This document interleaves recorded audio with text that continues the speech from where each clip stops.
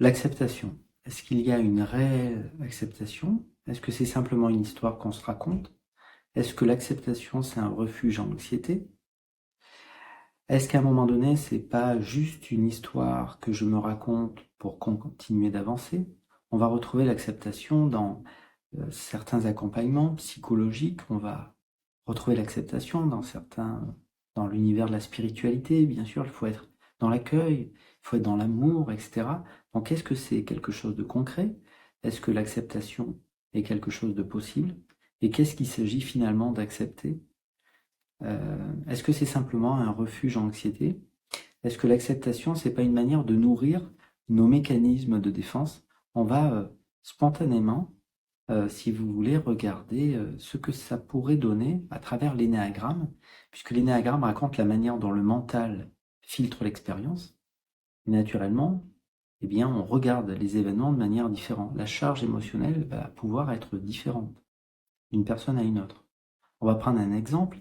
Erika s'est fait licencier une fois de plus, mais c'est pas grave. Voilà ce qu'elle va nous dire. Et donc, est-ce que réellement il y a acceptation de l'événement, ou est-ce que c'est simplement une histoire qu'elle se raconte?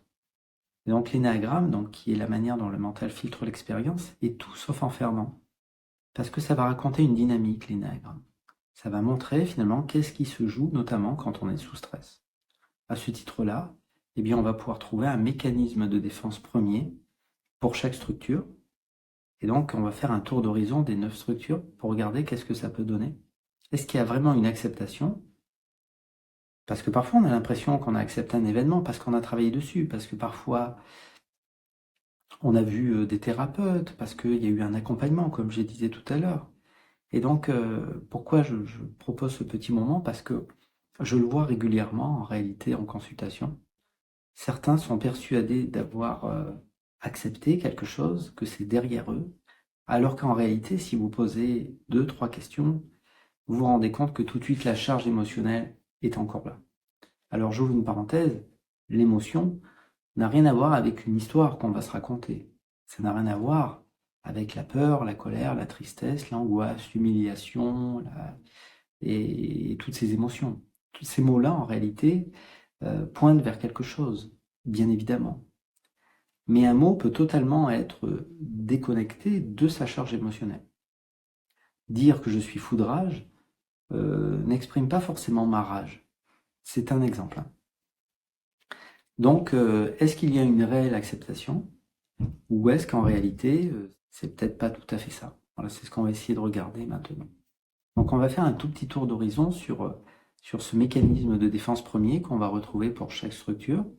L'énéagramme explique cette synergie complexe en réalité qu'il y a entre les mécanismes de défense, parce que naturellement on va porter les, les mécanismes de défense de nos ailes et de la désintégration. D'une manière générale, on peut porter tout un tas de mécanismes de défense. Alors qu'est-ce que c'est d'ailleurs? Si vous ne le savez pas, peut-être. La mécanisme de défense, on va dire, c'est une stratégie mentale pour s'extraire des problématiques de l'instant présent, pour s'extraire de l'émotion. Voilà. Donc il existe différentes stratégies mentales pour s'extraire de la charge émotionnelle. Le mental, c'est la somme de toutes les pensées. Une pensée a toujours affaire au passé ou au futur. Et l'émotion, si vous voulez la contacter, vous ne pouvez la contacter que dans un instant. Et cet instant, c'est maintenant. Et donc certains d'entre nous ont devenu des experts, comme un automatisme évident, où on va se couper totalement de ce qui se joue ici. Donc il y a différentes stratégies mentales qui vont nous permettre de nous extraire de ce qui est vécu. Donc à la fois un mécanisme de défense on pourrait dire nous protéger, parce que si on a vécu un traumatisme, évidemment ça va nous permettre de raconter quelque chose mentalement de plus convenable que de vivre de plein fouet l'émotion. Donc à la fois c'est quelque chose qui pourrait nous protéger, on pourrait avoir l'illusion que ça nous protège, et en réalité ça nous freine totalement puisque ça nous empêche de regarder les choses telles qu'elles sont. Effectivement, si je regarde certains événements depuis la peur, depuis la colère, depuis la tristesse, depuis le sentiment d'injustice, depuis le sentiment de trahison, d'abandon, de rejet, j'en passe et des meilleurs, c'est des lunettes déformantes, tout ça. Donc effectivement, qu'est-ce que c'est l'acceptation? Voilà. Est-ce que l'acceptation, eh bien, c'est pas justement s'autoriser à plonger dans ce qui est, jusqu'à finalement peut-être libérer cette sensation, la laisser vivre. Accepter que j'ai ressenti quelque chose, ça ne veut pas forcément dire que je suis d'accord avec ce qui s'est produit. C'est simplement reconnaître que l'événement a eu lieu. Je reconnais qu'il a eu lieu, mais ça ne veut pas dire que je suis d'accord. Évidemment, mentalement, je ne suis pas d'accord. Mais je reconnais en conscience que ça a eu lieu. Et reconnaître, être dans l'acceptation que cet événement a eu lieu, ne veut en aucun cas dire que mentalement, je valide le fait que ça a dû arriver. C'est ça l'acceptation. Donc cette acceptation, elle est parfois rapide. Vous avez des approches qui peuvent vous aider à accélérer cette acceptation. Mais c'est une acceptation, pour le dire ainsi, en conscience. C'est-à-dire que ça procède d'une, allez, je vais dire quelque chose de faux, d'une volonté personnelle. On va dire, à un moment donné, on sent que, bah, voilà, j'en ai marre, maintenant, il faut que je m'ouvre faut que j'accepte. Il faut que j'accepte que je ne veux pas reconnaître que je suis en colère, par exemple. C'est un exemple. Alors, commençons avec ces mécanismes de défense. Donc, encore une fois, c'est une stratégie mentale, quelque chose qui va nous permettre de nous extraire de la charge émotionnelle. À la fois, c'est quelque chose de constructif, d'une certaine manière, et en même temps, terriblement limitant. Donc, commençons par le point 5, si vous voulez. Le 5, on l'appelle parfois le penseur. Alors, bien sûr, on pense tous. C'est un être qui est en quête de connaissances, en réalité. Il a des peurs, naturellement. Il a peur d'être envahi. Il a peur de ne pas être adapté à ce monde. Et donc, il veut se remplir de connaissances pour justement se prémunir du fait d'être idiot et du fait de ne pas savoir. Et donc, l'être qui a un mental 5 va avoir pour mécanisme premier l'isolation. L'isolation, c'est que je vais isoler la charge émotionnelle de l'événement en m'attachant non pas à ce que j'ai ressenti, mais à une histoire qui semble plus rationnelle. Donc par exemple, Erika, qui s'est fait licencier, va dire, ben voilà, oui, non, c'est pas si gênant que ça, je me suis fait licencier. Par contre, je comprends pas. J'étais en train d'essayer d'utiliser un nouveau logiciel, et ce logiciel, j'arrivais pas à le faire fonctionner. C'est pas normal, hein, parce que je connais les caractéristiques de ce logiciel, je devais pouvoir le faire tourner sur mon ordinateur et j'y arrivais pas. Voilà ce que j'ai vécu au moment où j'ai été licencié. Donc, effectivement, le fait de s'attacher sur le fait qu'elle a des difficultés à utiliser un logiciel ne connecte en aucun cas Erika à ce qu'elle a ressenti de s'être fait licencier une fois de plus. Et pourtant, elle vous dira qu'elle a dit la vérité. Non, mais je ne peux pas te raconter l'événement mieux que ça. On était le 4 juillet, quand je me suis fait licencier. Il faisait super froid le matin, je ne comprends pas pourquoi. Pourtant, le taux d'humidité n'était pas énorme la veille. Enfin, je ne comprends pas pourquoi il faisait froid comme ça. Elle va commencer à vous raconter une histoire qui est totalement déconnectée en réalité de ce qui est. Et c'est une forme de protection. Mais dire que j'ai compris ce qui s'est passé, j'étais un peu nerveux ce matin-là parce que j'arrivais pas à faire tourner mon ordinateur, ne me connecte pas en réalité à ce qui est. C'est pas de l'acceptation, c'est une histoire. Continuons avec le point 6. Donc le 6, vous savez, on l'appelle parfois le loyaliste. C'est celui qui veut avoir une guidance claire. Il veut savoir où ça va. C'est un être qui est appelé à douter, à être dans la méfiance. Et donc, il veut des certitudes. Et même ces certitudes, parfois, l'angoisse. Donc, en fait, il a pour mécanisme de défense premier la projection. La projection, il y a deux mécanismes en réalité, on va les regarder. Le premier, c'est la projection. Le deuxième, c'est le déplacement. La projection, c'est que, effectivement, au lieu de reconnaître que j'ai été licencié et que c'est dur, en fait, eh bien, elle va juste évacuer cette anxiété. En tout cas, elle va avoir cette illusion de dire, c'est pas moi qui étais angoissé en réalité. Moi, j'ai été licencié, c'est pas si grave que ça, hein. Non, par contre, ma collègue, elle était tellement triste pour moi qu'elle a fini par me refiler sa tristesse. Donc, je projette que j'ai pas de tristesse, j'ai pas d'angoisse, mais c'est ma collègue qui m'a refilé son malaise. Voilà ce que va se dire Erika. Et ça, c'est tout sauf de l'acceptation. Voilà. Le déplacement, c'est en fait, je déplace la colère que j'ai envers mon chef, qui m'a licencié, sur la photocopieuse. En fait, Erika, au moment où elle se fait licencier, elle est en train d'utiliser une photocopieuse qui tourne pas, en fait, elle marche pas, et elle me met plein de rage, quoi. Je peux pas aller bien à cause de cette photocopieuse, quoi. Je déplace la problématique, non pas la problématique, tu vois bien que c'est pas que je suis licencié, c'est pas grave. Ouais, mais que cette photocopieuse marche pas, c'est terrible. Donc en fait, est-ce que c'est une réelle acceptation ou est-ce que là encore, je raconte simplement une histoire à ma convenance qui me donne l'illusion que j'ai accepté ce qui est, mais c'est pas le cas. Mécanisme premier du point 7, le 7, vous savez, c'est l'épicurien. Il a besoin de profiter, il a peur d'être enfermé dans des expériences ennuyantes, il a besoin voilà, d'être stimulé, il a besoin de jouer avec la vie, il a du mal avec l'autorité. Et donc, le mécanisme premier de défense, c'est la rationalisation. Il va avoir des comportements qui sont très loin de ses standards, hein, mais qu'il va réussir à justifier en réalité. Il va réussir à les justifier en disant, bah oui, mais voilà, bien sûr j'ai fait cette chose-là, bien sûr j'ai vécu cette chose-là, mais ça s'imposait en réalité. Donc si on grossit un peu le trait, eh bien au moment où elle est licenciée, Erika, elle va dire, non mais attendez, ce soir, c'est tous pour moi. On se retrouve au bar, on va aller manger des sushis après. On va faire une fête phénoménale. C'est pour moi. Non, non, là c'est pour moi. Et donc, naturellement, elle va, au lieu de connecter cette, effectivement, ce qu'elle a vécu d'être licenciée, elle va dire, non, mais ça me donne tellement de liberté d'être licenciée, je vais pouvoir m'adonner à d'autres projets, c'est chouette en fait, c'est bien quoi. Et donc, c'est une histoire, c'est pas la réalité. D'ailleurs, quand on est dans une forme comme ça d'histoire qu'on se raconte, dans une forme de déni, puisque c'est le point 8, et c'est le mécanisme de défense le plus connu, le déni, les autres autour de nous, parfois, s'en rendent compte. Ils conscientisent à notre place qu'en réalité, on ne regarde pas les choses en face. Et donc, le point 8, c'est le déni. Ouais, le déni, c'est tout simplement que le 8 a peur d'être faible, et tout ce qui pourrait me mettre dans une position de faiblesse, eh bien, je l'extrais comme quelque chose de faux. Donc, Erika s'est fait licencier, bien sûr, mais quand elle rentre le soir à la maison, son copain lui dit, ça va, ouais, impeccable. Oh, t'as passé une bonne journée? Ah, terrible, impeccable.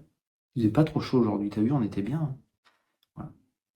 Donc là aussi, le déni, ben, oui, c'est un mécanisme de défense, ça se juge pas. Parfois, on va être dans le déni de certains événements. C'est toute la problématique, c'est tout l'enjeu aussi quand on fait des accompagnements. Après, effectivement, c'est ce qu'on appelle, on pourrait appeler ça des positions thérapeutiques basses. Donc, c'est des positions où on va pas essayer de gratter au-delà de ce que la personne souhaite, naturellement. On peut questionner éventuellement, mais ça part toujours, on va dire, d'une écoute. Qu'est-ce que tu veux pour toi? Comment tu veux travailler cette problématique? Est-ce que ça a été dur le divorce? Non. Est-ce que l'accouchement a été compliqué? Oui, non.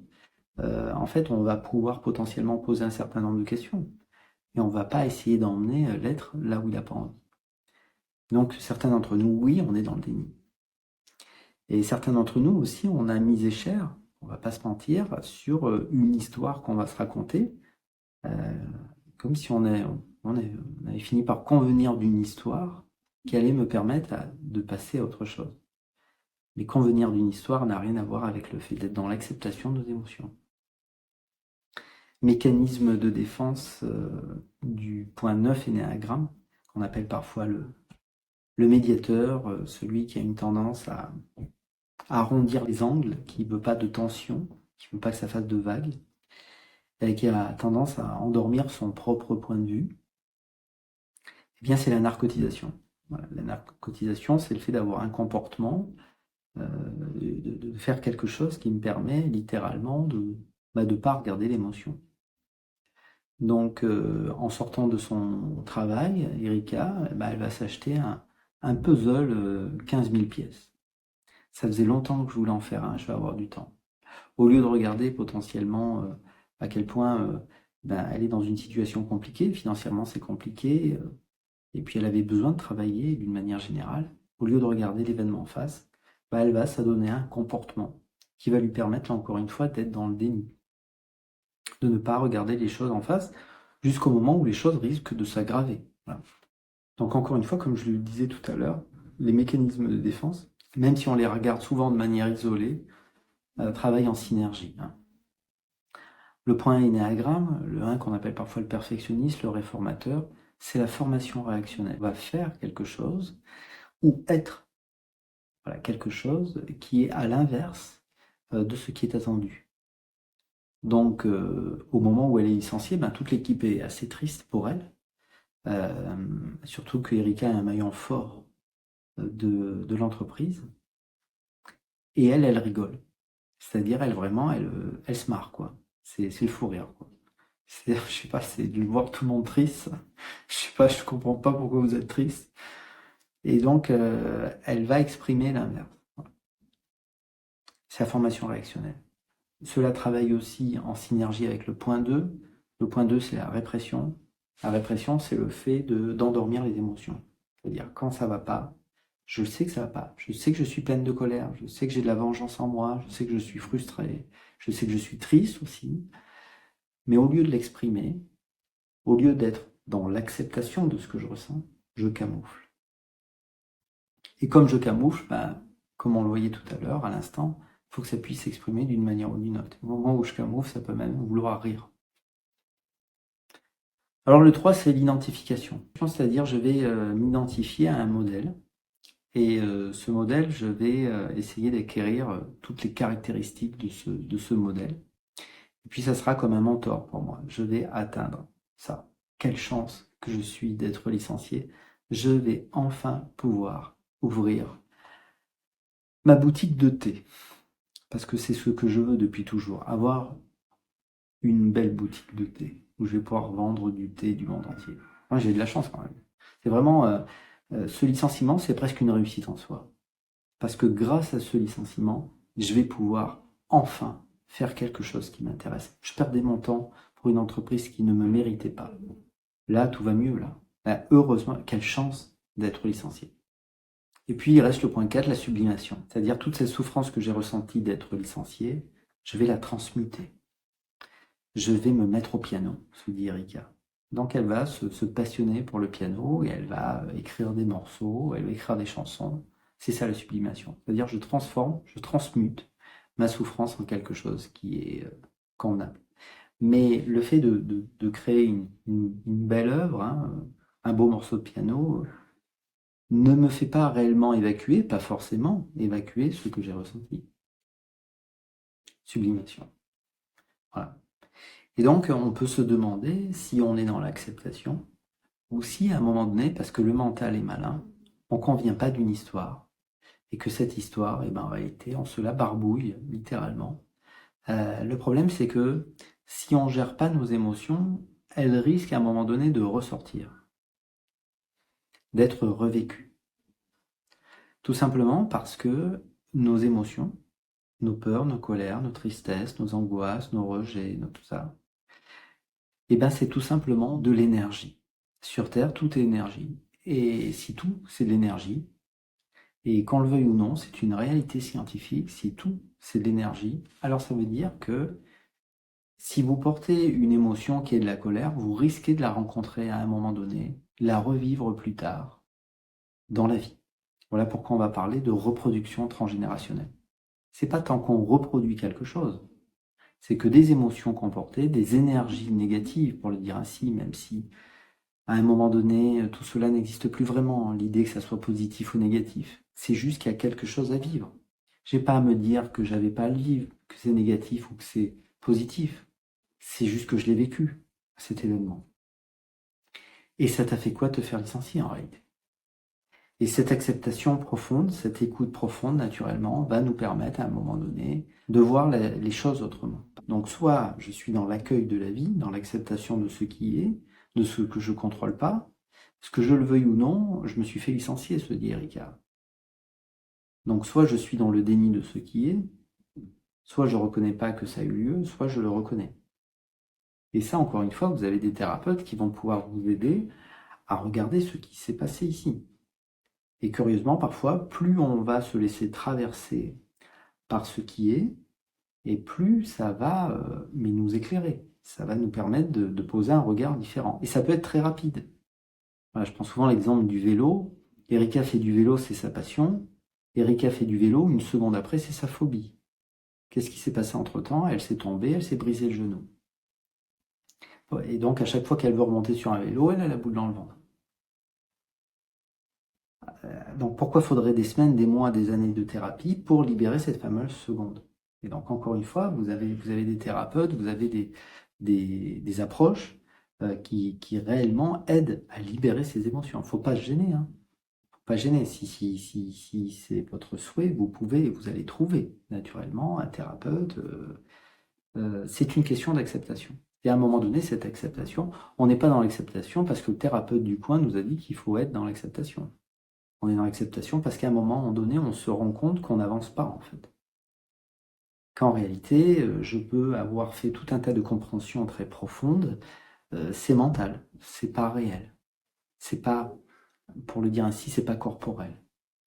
Ça n'a pas été goûté sous les épaules, c'est pas ici. C'est-à-dire, à un moment donné, il s'agit de se responsabiliser aussi. C'est-à-dire qu'effectivement, peut-être que le thérapeute peut vous apporter un bout de la solution.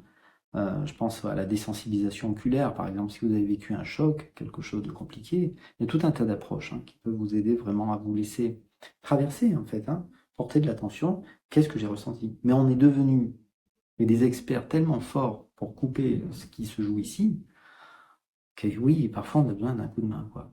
Et vous trouverez, vous pouvez m'appeler, prendre rendez-vous en ligne si vous le souhaitez ou pas, hein. C'est juste que même quand vous allez voir un thérapeute, si vous êtes ouvert avec cette idée-là de ouais, en fait, qu'est-ce que j'ai ressenti en fait?